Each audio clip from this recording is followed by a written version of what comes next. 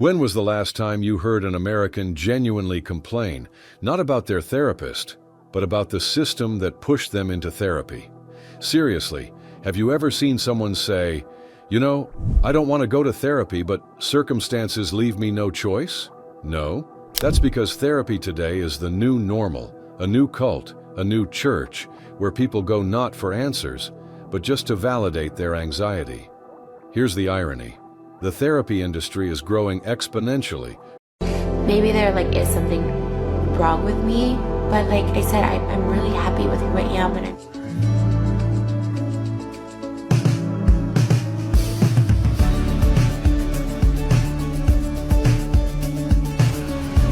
I just don't understand why I'm so sad when I'm so young and this great thing is happening for me.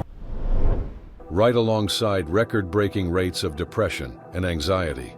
It's like the number of doctors keeps rising, but the illnesses don't go away. They multiply, and therapy's supposed to help, right? Yet what we see is the exact opposite. The more therapists and self-help apps there are, the worse we feel. Funny, isn't it? It's like we're not curing a disease, but just running a profitable business off an endless crisis. So here's a personal question for you. Are you seeing a therapist too? Or maybe you've already booked your first session. Or maybe you're afraid to admit it. Because nowadays, admitting you're in therapy is basically as mainstream as posting your fitness progress. Saying I'm going to therapy almost sounds like I found myself. But what if this new cult is really just selling hope and keeping us trapped in constant anxiety? Here's a news headline that literally screams, "Therapy, the new must-have for Generation X." Translation: if you don't have a therapist, you're out. You're not in the trend. It feels like we've traded old confessions for therapy sessions and antidepressants. But where are the real changes? Why does no one complain about the system that created this mass dependency? This video isn't about discouraging you from seeking help. It's about making you think. Who really benefits from us treating therapy like a church, repeating the mantra, "I'm healing"? Because maybe, behind this help, isn't freedom, but a new form of control. And if you're not ready to hear that, hit pause now. But if you're ready, let's dive into why therapy became the new religion, and we became its devoted congregants. And here's where the absurdity really kicks in. You pay for therapy. They tell you to work on yourself. Stop thinking negatively. But in the end, you're still anxious, still depressed, only now you've got new diagnoses and prescriptions. Sound familiar? And every new life hack or motivational video promises healing in just a few steps. But that's just scratching the surface. They treat symptoms, not the real problem. Seriously, if it were that simple, no one would suffer, and depression would be a thing of the past. But what do we see? More people seeking help, and at the same time, rising new diagnoses and chronic anxiety. In that sense, therapy isn't a cure. It's more like a transfer station. You get passed from one specialist to another, prescribed more and more meds, until you become a walking showcase for the mental health industry. Meanwhile, no one talks about the root cause, the system itself. The social inequality, the pressure of capitalism, the digital psychosis. Oh look, a meditation ad. How original, right? Except this one works. You press play, you actually sleep and reprogram your mind. No BS, no cosmic promises. Just sleep that rewires your mindset tonight. Link below. Try it. Or keep doom scrolling. Up to you. Instead, we're made to believe that just talking to someone is enough to make everything better. And while we chase new techniques and pills, the real reasons behind our collective crisis stay out of sight. Therapy becomes not a tool for liberation, but a money-making machine, a way to keep the status quo firmly in place. Let's stop pretending therapy is some kind angel coming to save us from our inner chaos. Behind the scenes of this help is a massive machine, and we're just the product. That machine is made up of pharmaceutical corporations, insurance companies, and the mental health industry, all feeding off our fears and anxieties. Let's start with the money. Just look at the numbers. In the US, the mental health industry is a multi-billion-dollar business. According to the latest reports, annual spending on therapy and medications for depression and anxiety has surpassed $100 billion, and it keeps growing every year. Somebody's making a killing while millions of people feel broken and lost. Pharma giants aren't just selling pills, they're aggressively pushing the idea that mental health is a disease that can only be treated with medication. Antidepressant and anti-anxiety drug ads are everywhere, on TV, online, in clinics. People are told they can't cope without their meds. But what actually happens? Statistics show about 40% of patients don't improve. Many suffer side effects and often become dependent on these drugs. Insurance companies profit from this system. The more diagnoses and prescriptions you have, the more they cash in on premiums. Clinics and private practices don't see patients, they see steady revenue streams. Every new session means more money in someone's pocket. So what's the result? Therapy stops being a tool for healing and becomes a mechanism of control. Instead of breaking the vicious cycle, the system keeps it spinning, trapping people in endless treatment loops they can't truly escape. Psychotherapy has become a kind of social safety net, softening the blows of crisis without addressing the causes. But it creates the illusion of self-work, masking the real problems of the system: social inequality, racial injustice, capitalist pressure, digital psychosis. No wonder therapy is now a trendy must-have, an essential part of the successful person image. But behind this trend hides not freedom, but a new form of submission.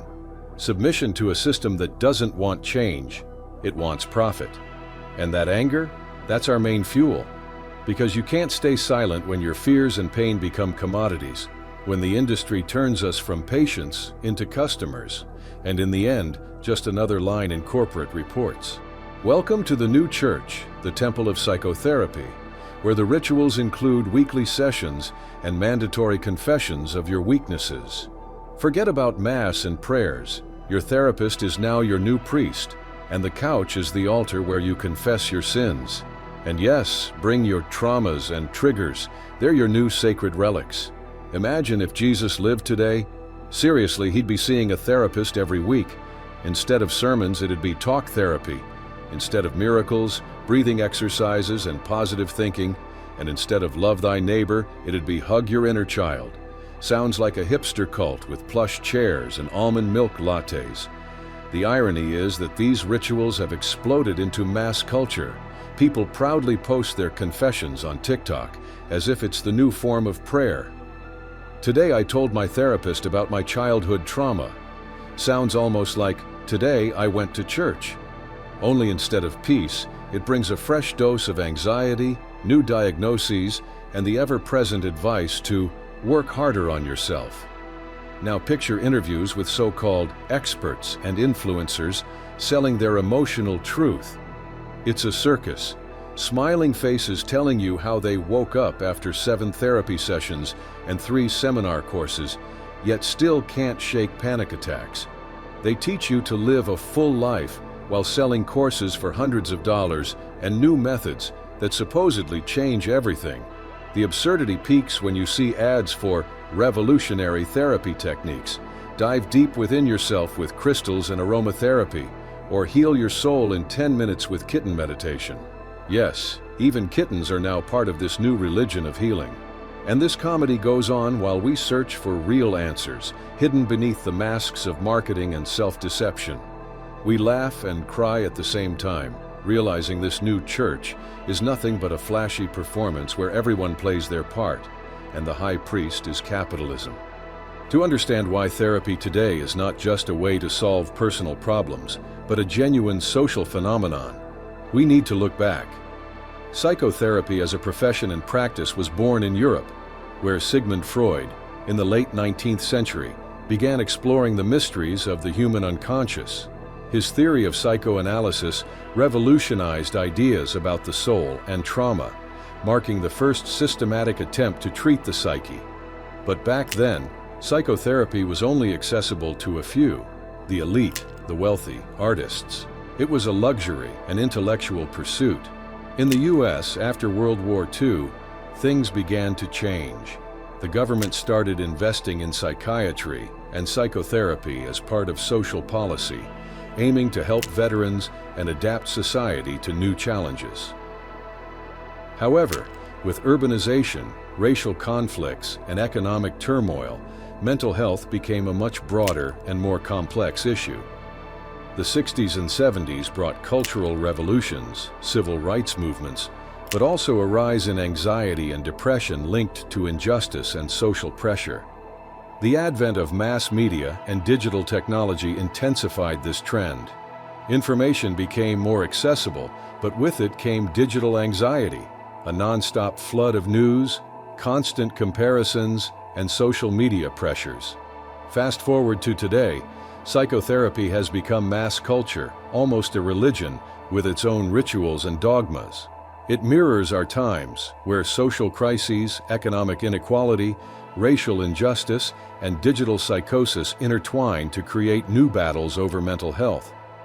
Understanding this historical and social context helps us see that therapy is not merely a personal choice. It's part of a much larger process that reflects and reinforces current social mechanisms. What's happening now? Therapy is a trend in the age of digital psychosis. Look around, and it's clear. We live in an era where therapy has transformed from a rare service into a massive social trend, a fashionable cure-all for every problem. But more importantly, therapy is now deeply intertwined with the digital world, which not only helps it spread, but also simultaneously fuels anxiety, depression, and a constant feeling of stress. Social media, TikTok, Reddit. This is where psychoculture thrives today. People share their confessions and stories of battling anxiety, depression, and burnout. On one hand, this creates a sense of community and support. On the other, it turns suffering into a new where rest costs more than rent. Sleep Mediations makes calm instant. Pick your calm, press play. No signups, no tricks, just actual sleep. Like it should be. Tonight, you sleep for real. Link's waiting. kind of public performance. Posts like, "My anxiety is through the roof today," or "Another panic attack, who's with me?"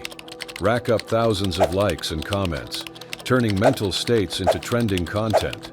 But here's the troubling question. Are these platforms amplifying our digital psychosis? Constantly comparing ourselves to idealized images on social media, feeling pressured to do it all, escaping reality into virtual worlds. All this creates the perfect storm for growing anxiety and depression. The digital age almost seems designed to push us toward therapy more and more. Therapy, in turn, becomes the system's own answer to its problems. It's a social antidote that simultaneously maintains the status quo. Go to therapy, talk it out, learn to manage your stress. Sounds great, but in reality, it cynically keeps people contained within the system without solving the root issues. Capitalism and the digital economy create pressures you can't escape. Working 24/7, always being on, chasing likes and validation, it all weighs heavily on the mind. Therapy becomes not just treatment, but a social trend that sustains the illusion of control. And what do the users themselves say?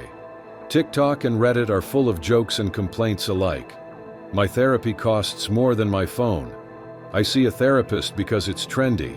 I have so many diagnoses. I'm basically a walking medical chart. This mix of anxiety, confusion, and irony is hard to ignore. On one hand, people seek help and support, which is crucial. On the other, there's a growing feeling that therapy has become part of a massive social spectacle, where real problems aren't solved, but hidden behind new trends and fashionable healing. Personal monologue, therapy as a journey. You know, when I first went to therapy, I didn't expect it to become such a big part of my life. Honestly, I thought it was just some trendy thing, something for people who couldn't handle their problems on their own. But reality turned out way more complicated. I'm not a superhero or a psychology expert. I'm just an ordinary person living in a world where the pressure on your mind never lets up.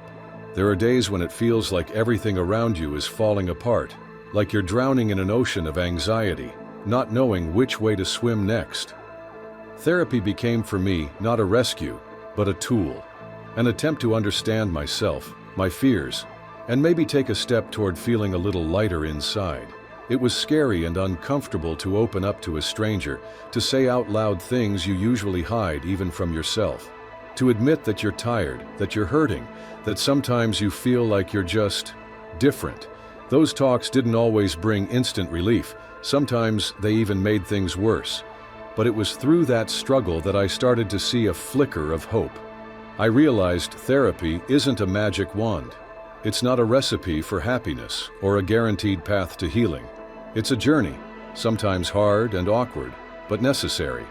And everyone's path is their own.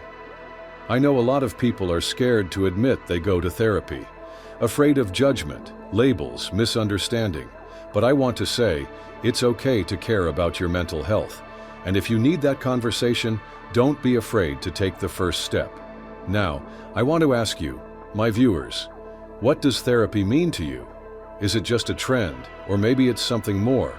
How do you feel when you go to a session? Share your thoughts in the comments. Together, we can figure out what really matters. Thank you for being part of this conversation. This isn't the end. It's the beginning of understanding, and I'm glad we're walking this path together. Therapy isn't just a tool to treat the mind. It's a massive social phenomenon where hopes, fears, capital, and control intertwine. Behind the facade of help lies a whole industry that skillfully exploits our vulnerabilities to keep us trapped in a cycle of dependency. You think you're seeing a therapist for yourself, or is it to keep a system built on fear and anxiety alive? Because while we passively accept diagnoses and sessions, someone's profiting, someone's preserving the status quo, and someone's distracting us from the real problems. The real challenge is to stop being passive patients in this system, to start realizing that behind every prescription and motivational video, there's manipulation, not help. That therapy might not be liberation, but a new kind of religion, with rituals, vows, and endless payments. And here's the provocation for you. Are you sure your therapy isn't just a new religion, making you pay and pray? Are your fears truly your own, or were they implanted to keep you under control? Answering this question is the first step toward freedom. Don't let the system dictate when and how you're healthy. Take responsibility for your life, your feelings, and your future. It's time to stop being puppets in the theater of anxiety and fear. It's time to face the truth, no matter how bitter it is.